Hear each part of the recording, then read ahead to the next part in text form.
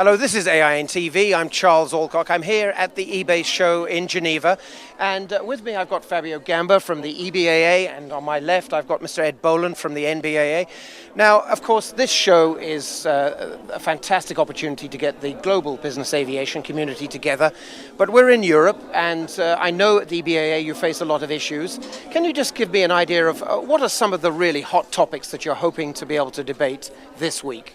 Well, there are several, really. I think one of the hottest topics as of now is the airport package that the Commission is not only mulling over, but is now putting a finishing touch to. And for us it was a big thing, and it still is a big thing, because we're talking about the slots here. So we're talking about the access to infrastructure. And business aviation has been largely left out in the initial package. And we've been trying to, change this in the course of the legislation. So we are hopeful that now that we are almost there, we have been able to, really change it in the way that is good for business aviation and for Europe in general. That's one. Obviously, I couldn't, have or mention the list without talking about the EU ETS. And I see you smiling, so you were expecting this, I suppose. We're in the, we're in the final, let's say, stages of the ETS as well, in that it is already applying today, but as you know, only for intra-EU flights. There is a derogation that was started as of the 1st of January this year for international flights. That was supposedly good news, but thinking about this, I think there are several question marks. One of them being what will happen after October, when the derogation is then put into question. Will we go back to the status quo ante? Will there be an extension of the derogation? We don't know this, and this uncertainty is not good.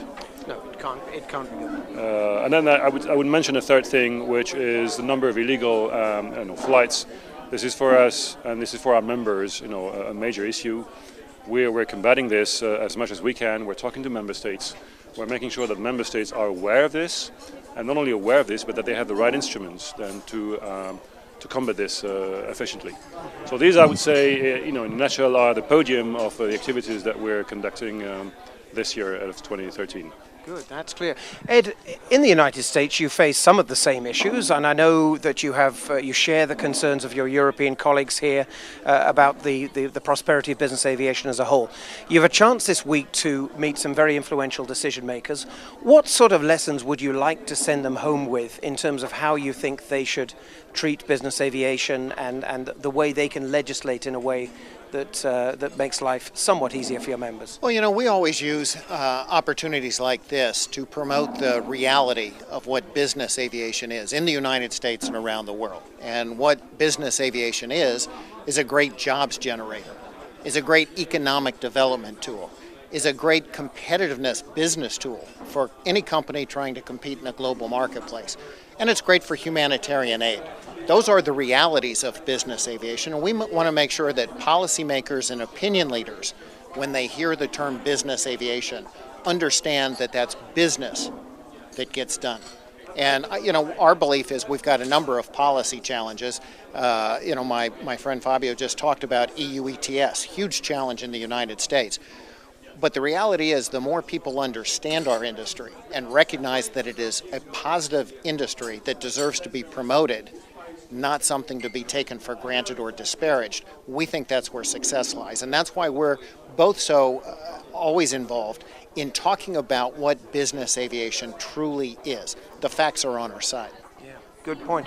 Now, Fabio, we are self-evidently here in Europe, and this is first and foremost a European show, but when I look around, I see a lot of diversity. I see people coming from the Middle East, from Asia, from Africa. You could almost take out the E in EBACE and call it IBACE, an international business aviation show. Are you happy with the way this show has really spread its wings, you could say? I'm extremely happy, honestly. Even though I'm relatively new to the show, as you may know, it's only my second EBACE actually, and I'm really, really thankful for the legacy that people like Ed have given to this show. So it makes it all the more easy for me to come here and just, I would say, continue a great show already. And it's true that it's a very international show. We'll have to think about the IBACE name. But I think that 40% of the exhibitors are European and the remaining 60% is from the rest of the world. A lot of Americans, of course, but a lot of people come from Middle East, from Russia, from even Latin America and Africa. So it is an international show. Obviously, the location here helps. Geneva is an international city by definition, and we would like this to continue, certainly. Glad to hear it.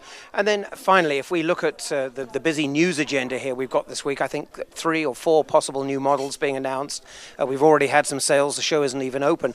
Despite the challenges that you and Fabio are working so diligently on, there is a very, very optimistic feel here. I see companies investing in their futures, so I suppose they believe, despite everything, this is a long-term proposition. Well, I think there are a couple realities that everybody recognizes. One is we are in a global marketplace, and companies anywhere in the world will need to be operating into and from multiple continents.